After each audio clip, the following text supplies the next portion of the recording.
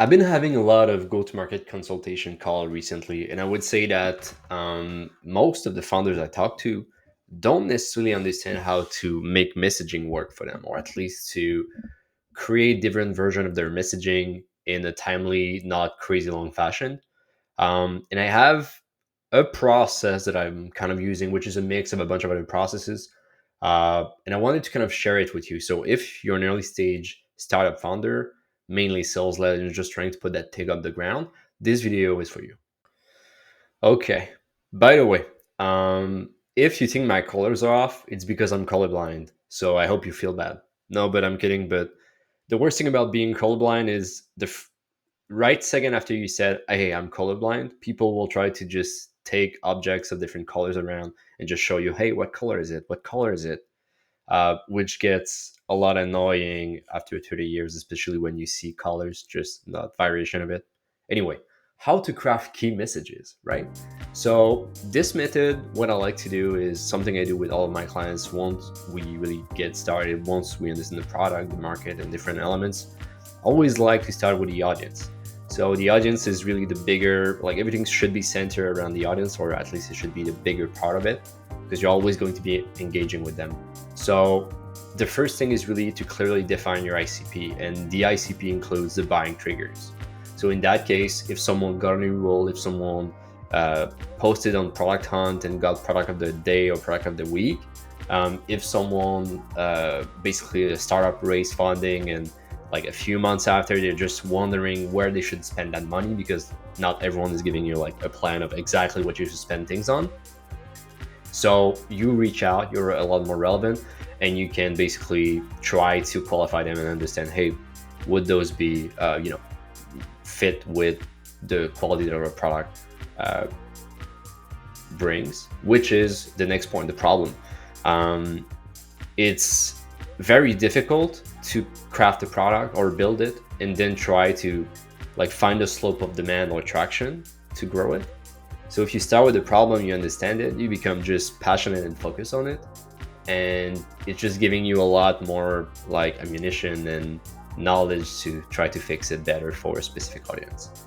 So we understand like the audience, and now that it's about the problem. So researching them with customer data, like if you have phone calls, if you have a lot of information around like customer interviews, surveys, stuff like that, it's perfect because that customer data, as long as it's homogeneous, will deliver to you an understanding of how can I try to fix those problems and link them with your features. So if you have different problems in different level of pains, you'll be able to understand and navigate a little bit more those segments of that audience that you've been defining.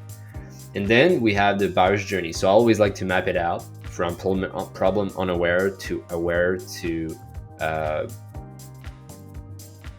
decision and consideration. Sorry, decision, consideration phase, and then decision. So they are considering different solutions. They are aware they are a problem. They're taking a decision on what solution or services to buy. So by mapping it out, we're able to understand what qualify them in the category of being problem aware, what pattern of signal can we look for, circling back to the buying trigger a little bit earlier here. And it's just giving us also ideas of post or content or thought leadership you can do. If you're an early stage startup founder, LinkedIn is a good channel, or at least can be a good channel based on your ICP. And then you have the different channels on the buyer journey that you can discover, as I talked to you about. Last point would really be like key messages. So you can explain how you're solving that problem. It's really like if we circle back to the problem and capability, and this will give you variation of messages. You want to have like 3 to 5 key messages, and then you can test them out on relevant channels. So you have different ways to test them. You can do outbound campaigns. You can use winter as a way to test your messages. You can try a bunch of things. But once you have those key messages, it's a lot easier than just expecting to have a headline of you like dropping on top of you or stuff like that. So that's basically the process that I'm using. So this is part of my messaging power up program, which includes a lot of process like that we're going to be doing together. So I work with 5 B2B tech startup founders over the course of 3 months, and together we're really kind of pushing. I strategize and I make sure that you can have a good system on how to test your message, but also to ultimately attract prospects and get more replies and more meetings. So yeah, if you know a founder, someone that you think would benefit from seeing this video, just tag them on the post below or in the comments. So thank you. Ciao.